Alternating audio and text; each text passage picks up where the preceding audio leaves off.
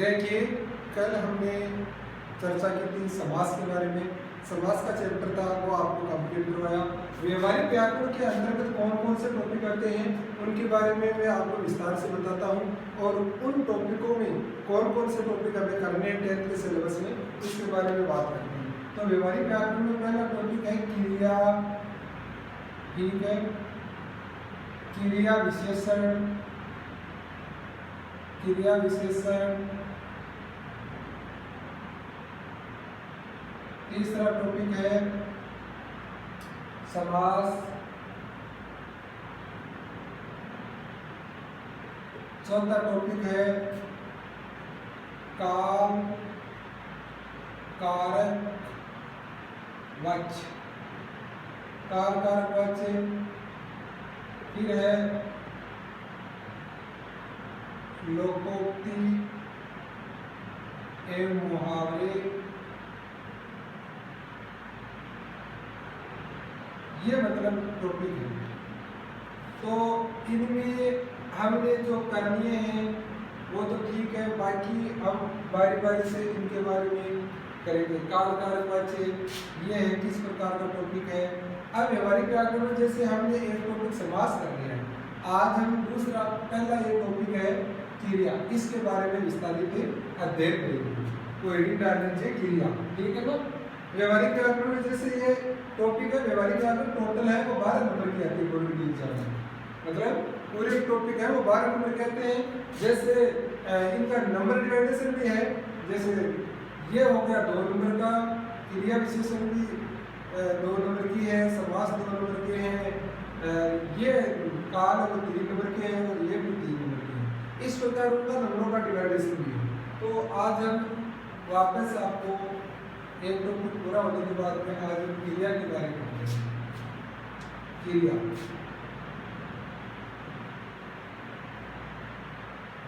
सबसे पहले क्रिया किसे कहते हैं? क्रिया किसे कहते हैं? क्रिया यानी कर्ता द्वारा जो काम किया जाता है, किसी व्यक्ति द्वारा जो कार्य किया जाता है उस कार्य को हम क्या कहते हैं? क्रिया कहते हैं। क्रिया जैसे चलना, फिरना, उड़ना, बैठना, दौड़ना, खाना पीना, है ना, सोना, ये सब व्यक्ति 24 घंटे कोई ना कोई क्रिया जरूर करता रहता है, उसे हम क्रिया कहते हैं। अब क्रिया किस प्रकार संपादित होती है उसके बारे में हम चर्चा करते हैं। तो सबसे पहले देखते हैं क्रिया की परिभाषा।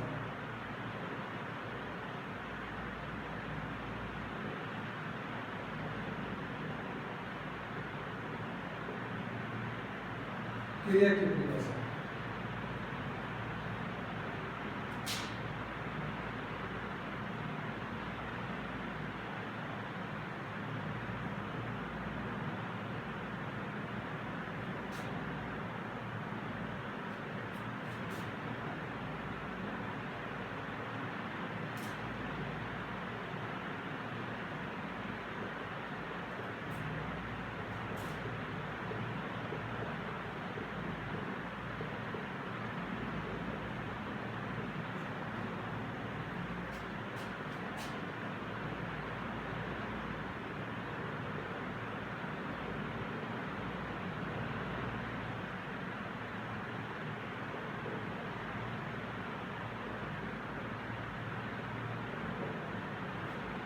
वाक्य में जिन शब्दों से किसी कार्य को करना या किया जाने का बोध जिन शब्दों के माध्यम से होता है उन्हें क्या कहते हैं?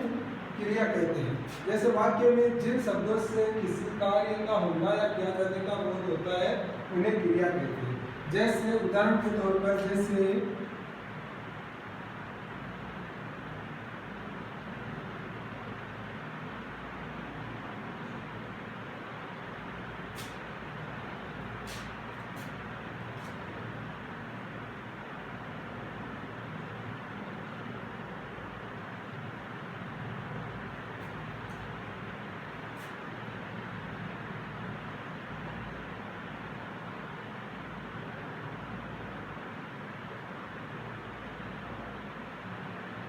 राम दौड़ता है, राम खेलता है, मोहन दौड़ता है, मनीषा पढ़ती है।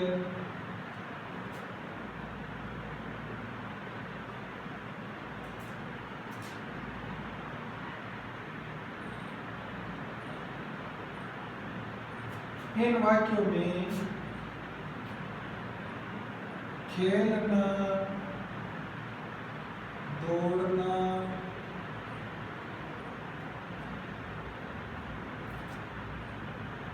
खेलना, दौड़ना, पढ़ना,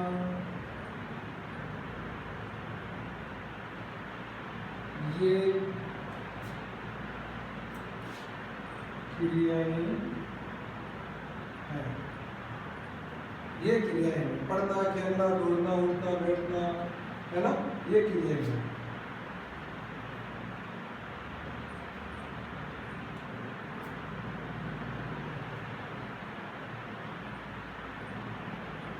तो इसके बाद में हम लिखते हैं क्रिया का निर्माण। क्रिया का निर्माण,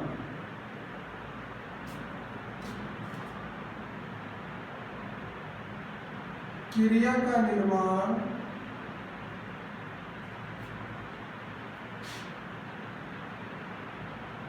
मूल शब्द में धातु को जोड़ने से होता है। मूल शब्द में धातु को जोड़ने से होता है।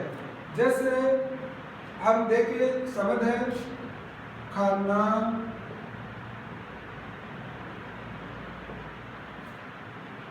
पीना, उठना,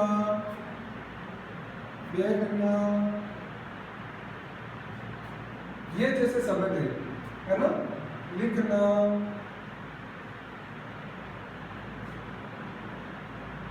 हंसना आदि शब्द है। तो इनमें ये शब्द है, उनमें मूल शब्द को अलग करके और क्रिया लिखी जाती है। पहले मूल शब्द को हम अलग करेंगे, उसके बाद में हमें क्रिया लिखेंगे। जैसे ये है, इनमें मतलब लिख जैसे शुरू से है,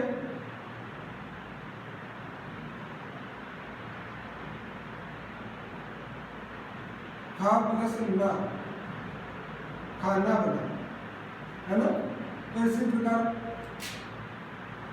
है ना, यानी कि मूल धातु में लिख, पढ़ना, लिखना, पीना, ये मूल धातु से अलग करके हम क्रिया का बोध करते हैं। धातु के जिस रूप से, जैसे पढ़ना है, लिखना है, उठना है, बैठना है, ये सब हमें क्रिया का बोध कराते हैं। जैसे लिख प्लस ना, लिखना, और ये प्रत्यय जुड़ने से क्रिया का निर्माण होता है ना। प्रत्यय मूल शब्द में प्रत्यय जुड़ने से, जैसे बैठ प्लस ना, बैठना, हंस प्लस ना, हंसना, ये है। इनके बारे में आप एक गौर से देखिए, यानी कि क्रिया के बारे में शुरू से हम मुख्य बात है कि क्रिया कहते किसे हैं। तो जैसे मैंने आपको बताया कि किसी काम का होना या किया जाने का कोई शब्दों के माध्यम से होता है, उन्हें क्रिया कहते हैं।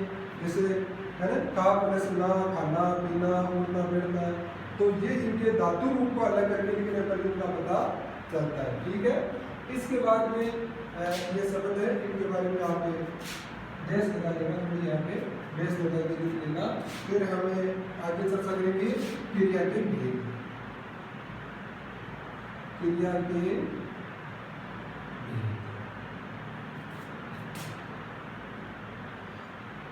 क्रिया के दो भेद होते हैं। कितने भेद होते हैं? दो भेद होते हैं। एक तो कर्म के आधार पर,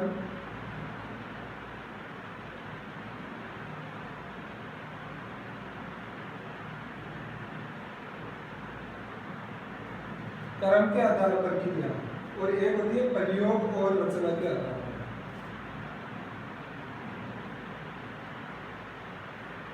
प्रयोग और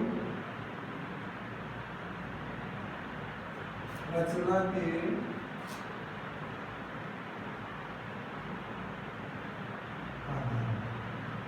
ये क्रिया के दो भेद है, एक तो कर्म के आधार पर है और एक ही प्रयोग और रचना के आधार पर है। इसके बाद में जैसे आप पहले लेते हैं कौन सा लेंगे, कर्म के आधार पर क्रिया।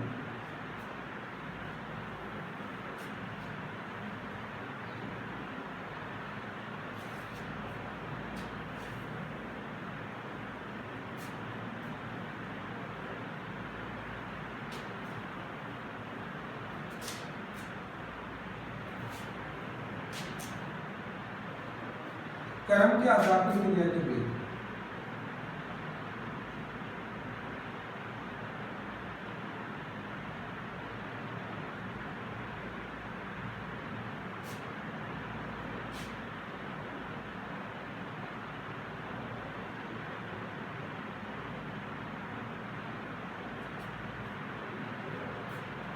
कर्म के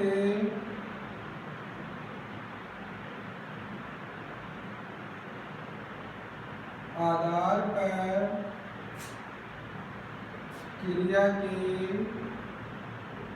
दो भेद होते हैं। कितने भेद होते हैं, दो भेद होते हैं। पहला है अकर्मक क्रिया, दूसरा है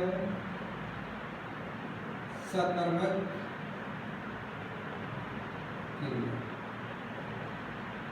कर्म के आधार पर क्रिया के दो भेद बने गए हैं, अकर्मक क्रिया और सकर्मक क्रिया।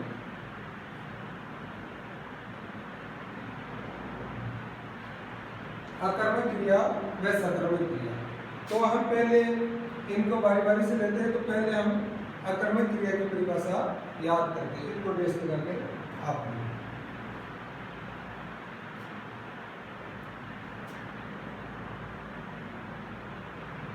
जिन क्रियाओं में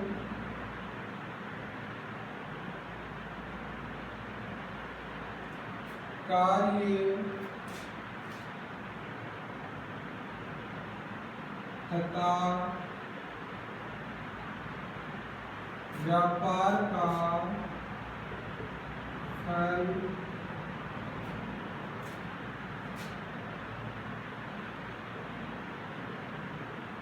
सीधा कर्ता पर ही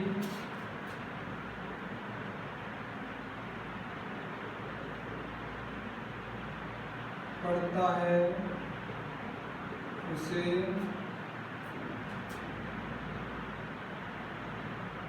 अर्थात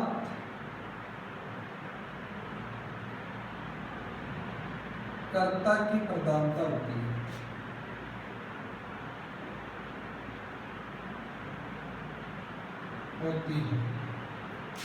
इसे अकर्मक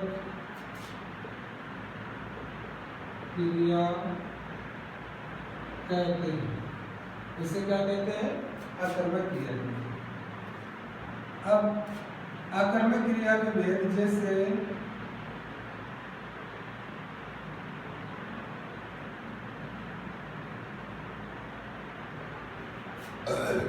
मोहन खेलता है,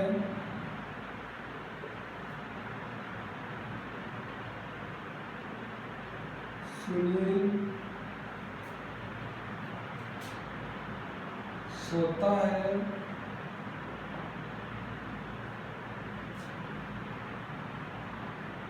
राहुल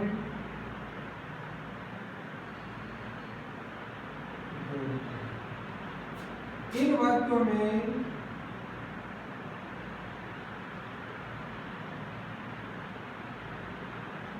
जैसे मान लो इसमें इस वाक्य में क्या होगा कि मोहन क्या है, कर्ता और खेलना क्या है, क्रिया। तो इसमें कर्ता है और क्रिया है, कर्म नहीं है, कर्म की प्रधानता है ही नहीं। सुनील सोता है तो सोना क्या होगी, क्रिया होगी, सुनील करता हो गया। राहुल दौड़ता क्या होगी, क्रिया होगी, और राहुल करता होगा। तो हम लिखेंगे इसमें इन वाक्यों में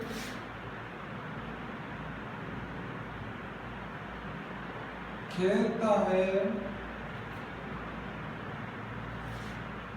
सोता है,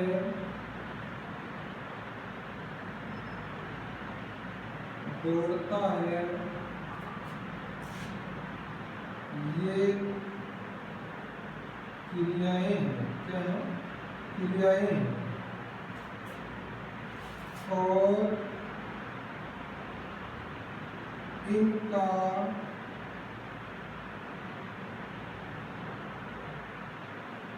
फल क्रमशः है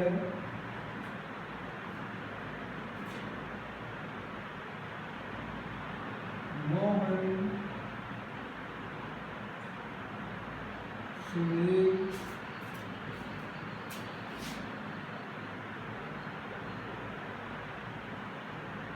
और राहुल पर पड़ता है।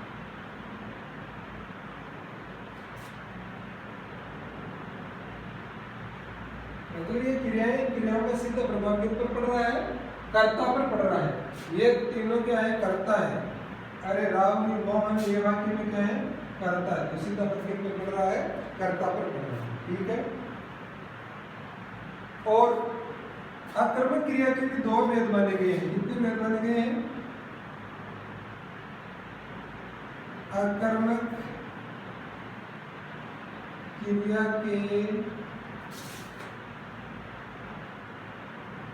मुख्य रूप से दो भेद होते हैं। कौन कौन से होते हैं?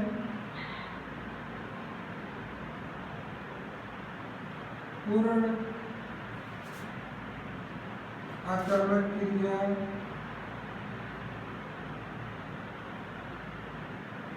अपूर्ण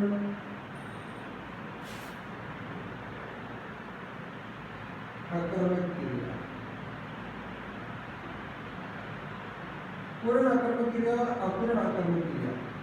पूर्ण में तो क्या होता है कि काम पूरा हो रहा है ना?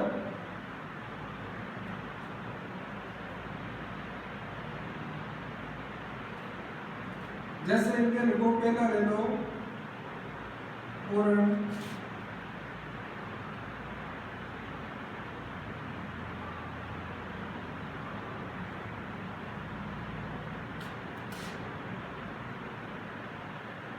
जिन वाक्यों में कार्य कर्ता द्वारा पूर्ण हो रहा हो उसे पूर्ण आक्रमक क्रिया कहते हैं। जैसे ये उदाहरण, रमेश चाहता है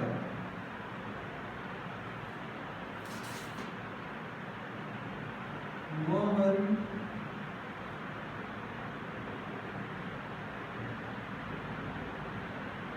देखता है। अपूर्ण में हो जाएगी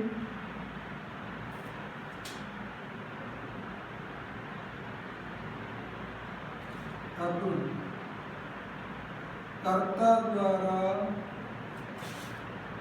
कार्य कर्ता द्वारा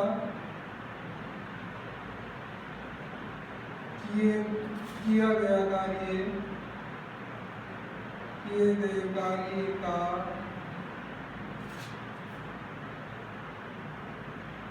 बोध तो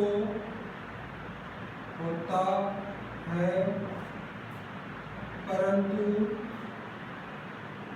कार्य अधूरा है। इसे अपूर्ण, ऊपर लिख देता हूँ, इनसे दिखाई नहीं देता होगा।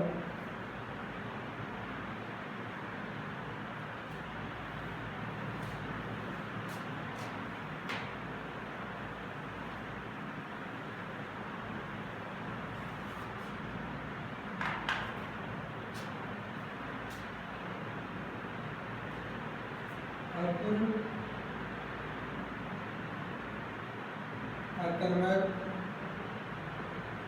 क्रिया कहते हैं। जैसे महान,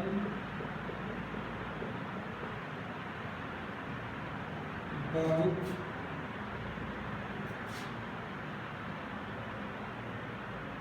जैसे लिख लो मोहन बहुत तेज निकला। तो इसमें क्या है, निकला यानी काम पूरा नहीं है, अधूरा है, अपूर्ण है, यानी काम तो कर रहा है लेकिन काम की पूर्णता का बोध नहीं हो रहा है, इसलिए इसको हम क्या कहेंगे, अपूर्ण अकर्मक क्रिया। यानी कि काम अगर पूरा होता हुआ दिख रहा हो तो उसे पूर्ण कहेंगे, और काम अपूर्ण है तो उसे हम अपूर्ण कहेंगे। इसके बाद में हम दूसरी क्रिया के भेद पर आते हैं जिसका नाम है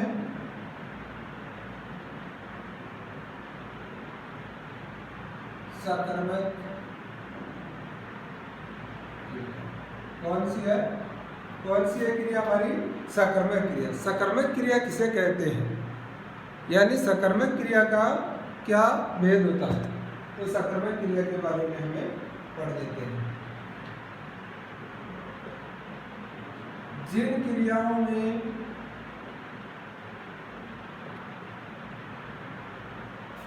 कार्य तथा व्यापार का फल कर्ता पर निर्भर कर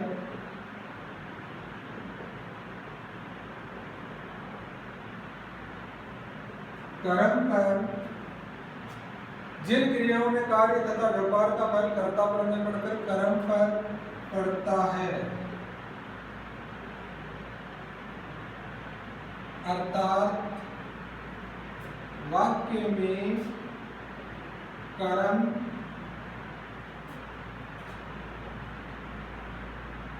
विद्यमान रहता है, उसे सकर्मक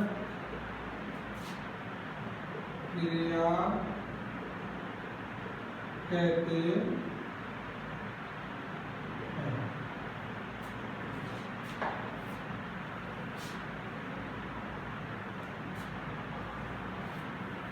जैसे उदाहरण के तौर पर हम देखते हैं, यानी कि इन क्रियाओं में क्या होता है, सीधी सी बात है, अकर्म मतलब कर्म नहीं है, कर्म है कि करता ही इसी, सकर्म यानी कर्म में विद्यमान, दोनों में सीधा सा भेद है। जैसे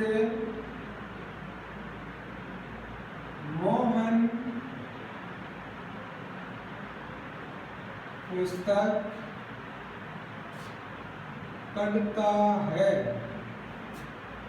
ये एक वाक्य, मोहन पुस्तक पढ़ता है, सीता गाना गाती है,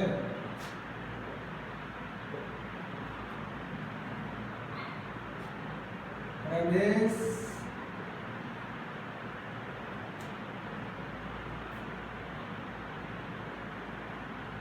विद्यालय जाता है,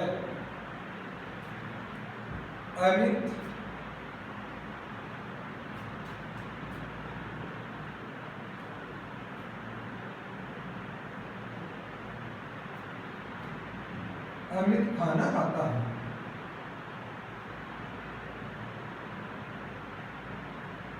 इन वाक्यों में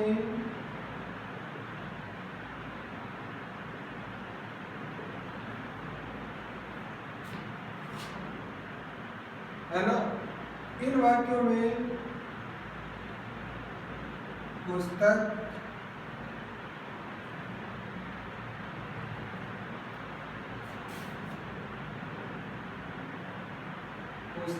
गाना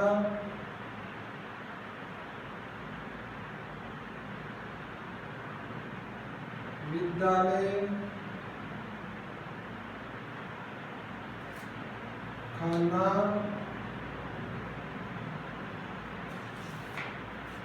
ये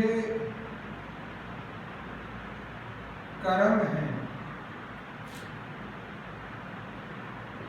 और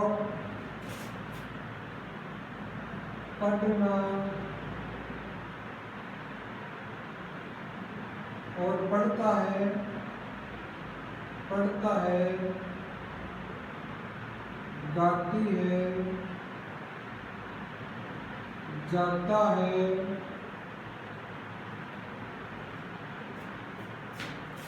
खाता है, ये क्रियाएं हैं और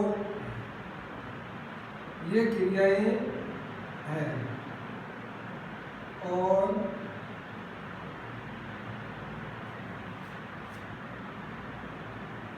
इन क्रियाओं का प्रभाव कर्म पर पड़ रहा है।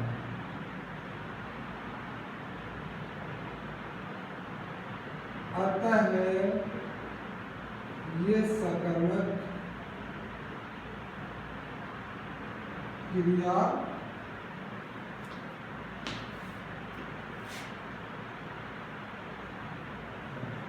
तो सकर्मक क्रिया के उदाहरण हो गए। सकर्मक क्रिया यानी कर्म की प्रधानता उससे रहती है और कर्म प्रधान होने के कारण ये सकर्मक कही जाती है। और इसके बाद में हम अगली हेडिंग डालते हैं, यानी कि ये सकर्मक हो गए। अब सकर्मक क्रिया के भेद,